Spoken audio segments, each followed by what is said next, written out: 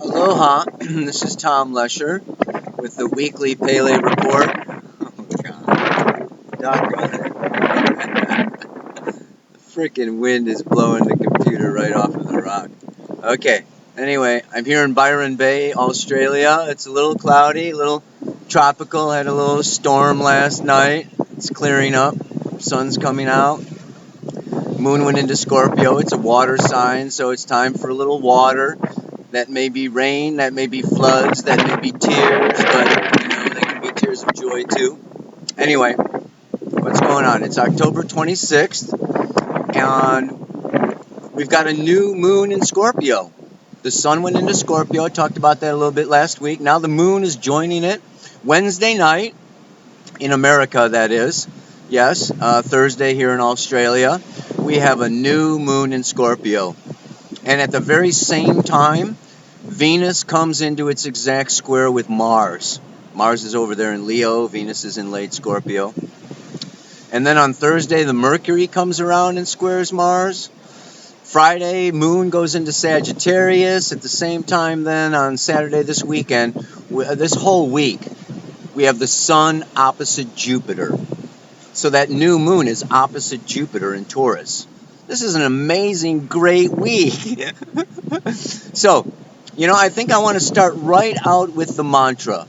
Very important week this week, The mantra for this week is, I complete myself through uniting with the other. Yeah? Speaking of which, I have some people walking around here on my quiet, secluded beach. Anyway, yeah. There. Anyway, so, Uranus going through Aries now, Jupiter going through Taurus. There's a lot of this individualization.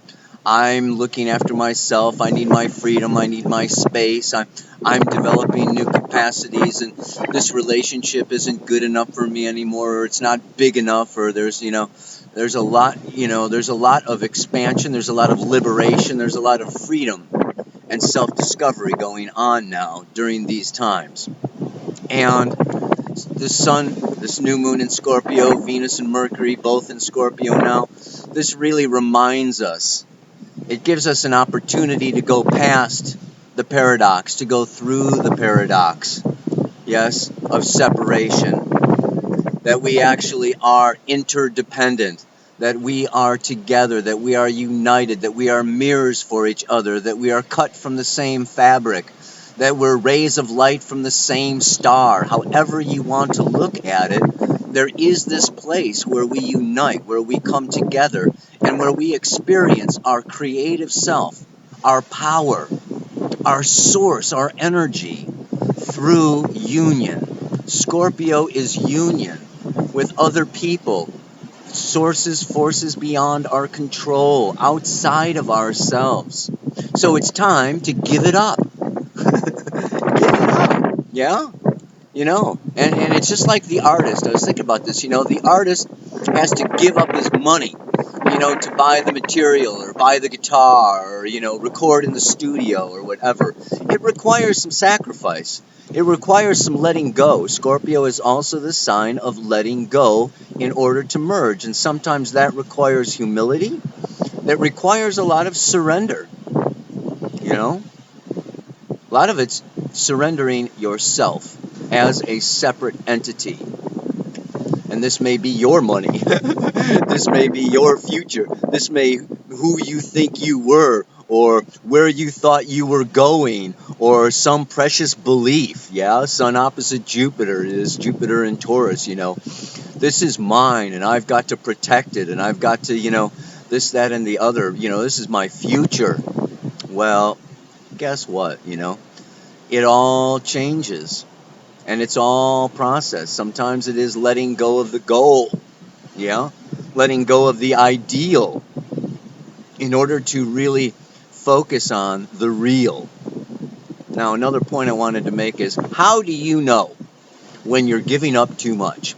Yeah? How do you know when you're sacrificing? How do you know when you're becoming codependent?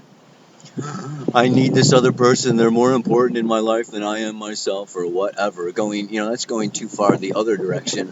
But I want to say that Scorpio is a water sign, yeah? And this time is all about feeling. Do not try to think your way through these relationships, this love decision, what is going on, what you should do. No. Scorpio, ruled by Pluto, root chakra, kundalini, get down in your feelings. Be still. The still waters run deep of Scorpio. You need to feel your way through this week to really get into the depth. Now, the great thing is then that, Venus and Mercury are going to go into Sagittarius, and then the moon goes into Sagittarius. This is just wild. It's fantastic.